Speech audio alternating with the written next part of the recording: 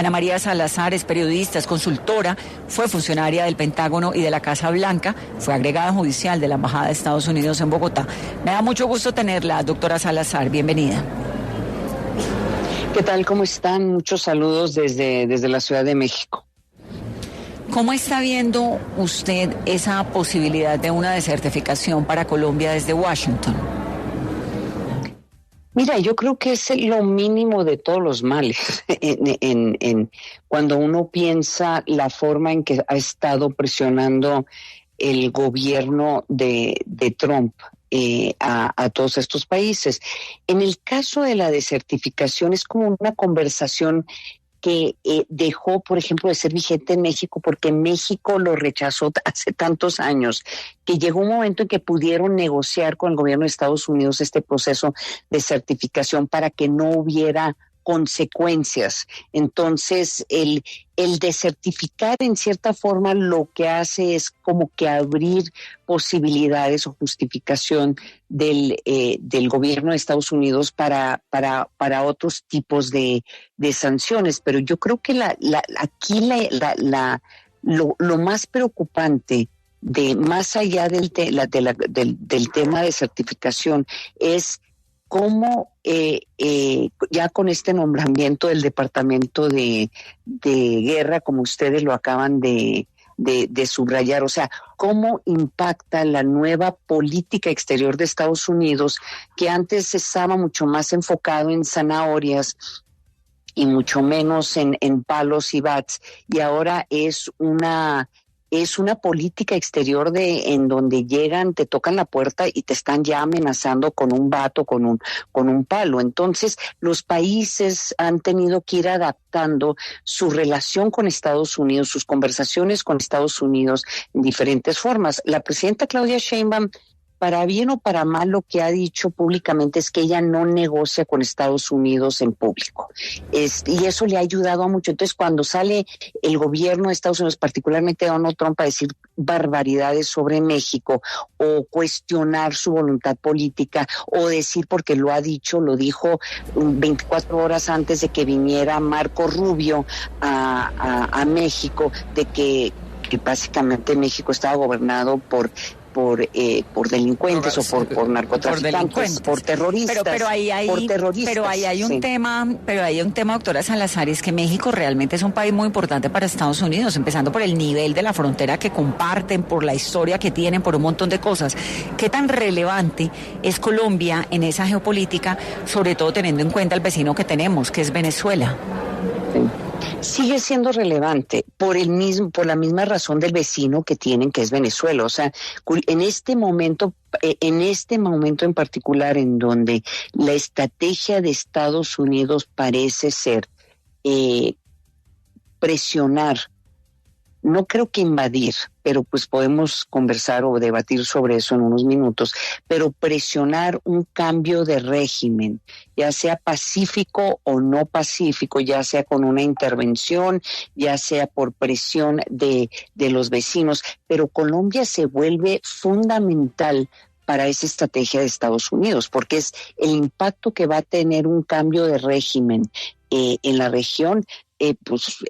Lo entendemos, pero el país más afectado va a ser Colombia, obviamente. Entonces, yo creo que hay que entender, si se entiende esa realidad, eso casi que le da hasta herramientas al gobierno de Colombia para poder negociar con Estados Unidos todos estos otros temas que tiene pendientes, que son los aranceles, que es el tema del tráfico de cocaína, que es el tema, pues como estaba comentando ustedes, me estaba comentando uno de tus compañeros sobre el tema del glifosato. Pues, o sea, Venezuela o sea, la solución de Venezuela viene, entre comillas, la solución viene. Colombia juega un papel muy importante en ese proceso y lo que sigue en los siguientes años, porque sí creo que va a haber puede haber un proceso de desestabilización. No importa cuál sea el mecanismo que Estados Unidos llegue o la conclusión que se llegue a la situación de sobre todo de Nicolás Maduro. Colombia ahorita tiene herramientas, tiene con qué negociar con Estados Unidos y todo tiene que ver, desde mi opinión, con Venezuela. Doctora Salazar, ¿será que Colombia se equivocó manteniendo esa posibilidad de desertificación? Usted dice, en México eso ya no volvió a sonar, la negociación ya fue de otro tipo, México no le da, digamos, la medalla o se la quita a México por su lucha con el narcotráfico. Colombia siguió jugando a eso durante muchos años. ¿Hizo falta poner esa negociación o poner esa conversación, esas relaciones en otro tono? Yo creo que sí, pero hoy no es el momento. Ahorita no, ese tema no se puede negociar ahorita, porque por la posición, el negociar el proceso de certificación se puede hacer cuando Estados Unidos y Colombia le están apostando a la cooperación para resolver los diferentes intereses estratégicos que tienen ambos países. Y cuando sucedió este tema de la certificación con México en particular, en donde cada año era una estridencia, eran unas tensiones que se creaban porque amenazaban con quitarle recursos y también las sanciones son un poco extrañas, son pequeñas a comparación del tipo de sanciones que está usando Estados Unidos en este momento, que no tiene nada que ver con la certificación. Pero en ese entonces la apuesta era, y lo que argumentaba el gobierno de México, y yo creo que eventualmente el gobierno de Colombia tiene que hacer lo mismo, es que cada vez que viene amenaza de sanciones, crea mucha tensión en la relación bilateral, en donde en lugar de estarnos enfocando en la cooperación, que Colombia siempre ha sido de los países, y conozco muy bien el Plan Colombia, conozco todos esos procesos que ha vivido la relación bilateral entre Colombia y Estados Unidos en los últimos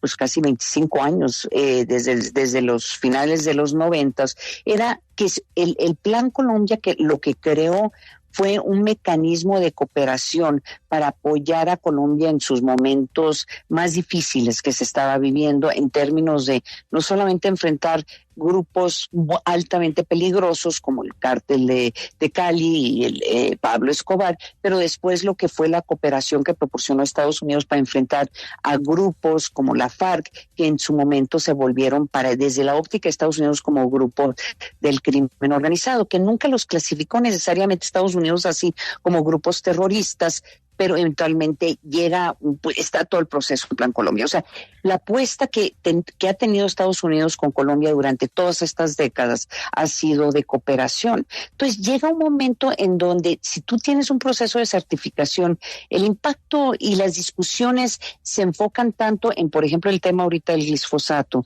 en lugar de estarse enfocando qué está pasando con estas organizaciones criminales, qué es lo que le preocupa a Estados Unidos de estas organizaciones criminales que ahora clasifica terroristas, que está amenazando a Colombia. Entonces, eventualmente yo creo que esa discusión se va a llevar a cabo, pero no se puede llevar a cabo en este momento en donde estás en medio, pues con un gobierno estadounidense que está mucho más enfocado a las amenazas y mucho menos en la cooperación. Pero de nuevo, yo creo que mucho de lo que tiene en este momento, que fue lo que pasó en México también, o sea, lo que tiene que ver cada uno de los países, cuál es la amplitud de la relación bilateral, ¿sí? ¿Cuáles son todos los intereses de Estados Unidos? Y te puedo garantizar que el tema del glifosato es uno de los muchos intereses o preocupaciones que tiene Estados Unidos, o lo que le preocupa a Estados Unidos, o que afecta a los intereses estratégicos de Estados Unidos. De nuevo, quiero recalcar, yo creo que mucho de lo que está pasando en las discusiones entre ambos países, todo gira a lo que está pasando en Venezuela, ¿sí? Sí, ahora yo también creo lo mismo, que lo de Venezuela está catapultando todo lo que pasa en las relaciones en ese triángulo entre Estados Unidos y Colombia. Ahora, ¿usted cómo está viendo, doctora Salazar? A mí me pareció muy impresionante el mensaje del nuevo secretario de Guerra de Estados Unidos a sus tropas en Puerto Rico. Y pensar en una invasión a América Latina, pues no sé, eso es una cosa casi que increíble a estas alturas. ¿Usted cómo está viendo esa presión tan fuerte de Estados Unidos sobre el gobierno de Nicolás Maduro? Mira, yo creo que hay que verlo de nuevo como no quiero usar la palabra teatro, porque es como minimizar lo peligroso que es la situación en este momento. Pero una de las características de la forma que negocia Donald Trump es que lanza todo, amenaza todo, y después negocia o se sienta en la mesa, ¿sí? Entonces, tengo un podcast con los colegas de ustedes de W Radio aquí en México, y ayer tuve la oportunidad de hablar con algunos analistas, porque la verdad es un tema, a pesar de que yo he trabajado en el Pentágono, fui subsecretaria adjunta en su momento, la verdad es que tengo interrogantes de cuáles son los objetivos de Estados Unidos, o el objetivo de Donald Trump en el Caribe, ¿sí? ¿Qué es lo que está buscando? En inglés la interrogante sería what's the end game? ¿Cuáles son los objetivos finales? Y cuando a pesar de esta extraordinaria presencia de buques, un submarino tienen un submarino, tienen buques, tienen como 4,000 elementos, 2,000 de ellos son Marines, tienen sobrevuelos, o sea, a pesar de todo esta presencia en el Caribe, la verdad es que no es suficiente para poder llevar a cabo una invasión efectiva a Venezuela. ¿Y cómo sabemos eso? Porque está la experiencia de Panamá. Y todos sabemos un poco lo que pasó en Panamá, los esfuerzos del tamaño del país también de Panamá. O sea, Pascual, hay una experiencia muy clara. Perdón, Pascual, ¿me escuchas? Perdón, ¿me escuchan? Sí. Te escuchamos, Perdón, claro que sí. Entonces sabemos que no es suficiente para llevar entre comillas, una invasión. Entonces, eso yo creo que hay que tenerlo muy claro, ¿sí? Entonces, ¿qué significa esto? Si no es una invasión, ¿qué es? Enviar un grupo de comandos especiales para que traten de secuestrar a Maduro, usar esta presión para que el mismo presidente decida que ya llegó la hora de irse y llevarse a sus allegados, porque si no se va a acabar en una cárcel, muerto, o una cárcel en Estados Unidos enfrentando décadas, o si no, el resto de su vida en una cárcel estadounidense, que fue lo que pasó con el general Noriega.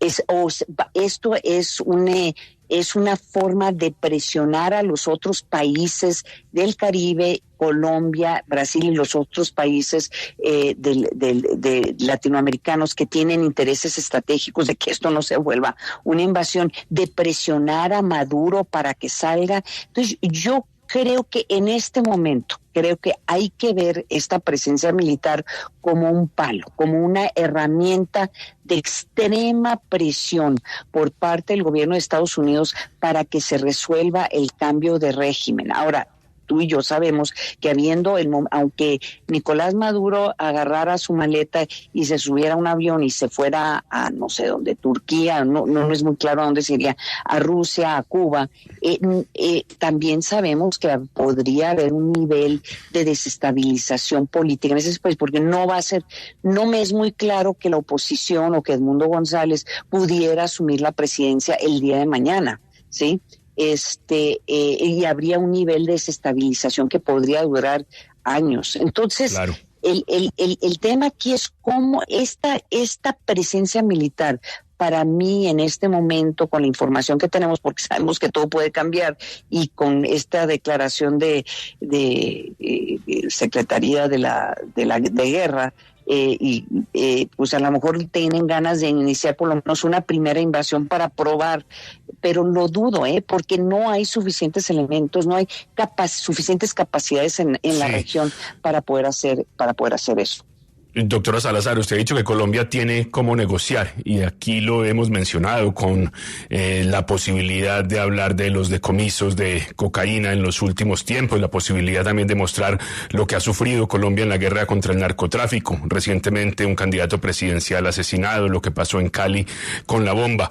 ¿Esa negociación podría estar más centrada en la postura de Colombia frente a Venezuela que en el narcotráfico específicamente?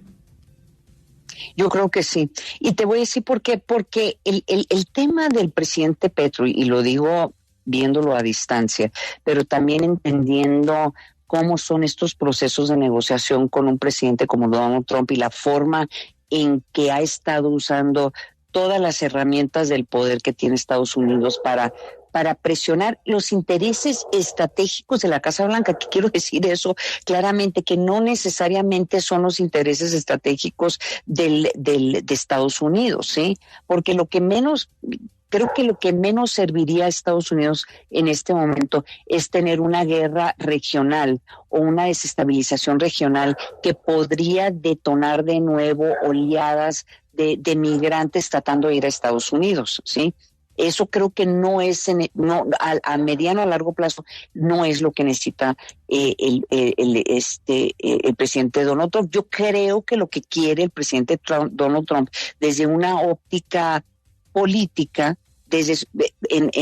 buscando hablarle a una base muy fuerte que tiene la Florida, es un cambio de régimen en Venezuela. Y si uno entiende eso, y si no me equivoco, de que ese es el objetivo de mucho lo que está pasando en el Caribe, las presiones que le están haciendo a Colombia en este momento y a otros países, Ecuador, y también porque hubo una visita de Marco Rubio a Ecuador. Yo creo que hay que enfocarnos y hay que entender que el proceso, la forma de negociar con Estados Unidos es tratar de entender, ¿qué quieres en Venezuela? ¿Un cambio de régimen? Entonces, ¿qué papel puede jugar Venezuela, Colombia en ese sentido? Y un poco el problema que ha tenido el presidente Petro es este enfrentamiento público que ha tenido con Estados Unidos y con Trump, y yo creo que una de las mejores sugerencias que hay que hacerle al presidente Petro y a todos los gobernantes es no negociar con el gobierno de Estados Unidos con Trump en público, no hacerlo, no estar enviando tweets, no estar haciendo mensajes, todo tiene que estar en conversaciones directas con funcionarios de la Casa Blanca, decirle sí, una cosa seria, que quieren. Una cosa seria como corresponde, ¿no? Pues qué es lo que necesitan, porque recuerdo esta larga carta que escribió el presidente Petro hacia Trump y dice, ¿cómo le ayuda eso a Colombia? Pues no le ayuda a Colombia, le ayuda a Petro y tal vez Petro se siente mejor, el presidente Petro se siente mejor y a lo mejor la base de Petro pues le está echando porras, ¿no? Como decimos acá en México, pero aquí el tema es el interés estratégico, lo más importante para Estados Unidos, para Donald Trump políticamente en este momento es Venezuela y un cambio de régimen. No importa cómo se lleve a cabo, para que él se pueda poner esa medallita, ¿sí? Y para poder satisfacer las necesidades de votos y el apoyo que él necesita de su base. Entonces, eso es lo que tiene que entender Colombia. No te estoy diciendo que esto es correcto, no estoy subrayando que lo que está haciendo Estados Unidos está bien. Es la realidad geopolítica que se está viviendo en este momento y lo que ha requerido de un pragmatismo. La presidenta Claudia Sheinbaum lo ha entendido bastante bien, a pesar de las presiones, pero y ella afortunadamente, la presidenta tiene un apoyo de su base muy alto, entonces le permite tener esa flexibilidad para poder negociar no públicamente, para poder tener estos intercambios con Donald Trump sin que le afecte su popularidad. Aquí el tema es cómo afecta al presidente Petro de que la imagen del presidente, que le esté atacando Donald Trump y él tenga que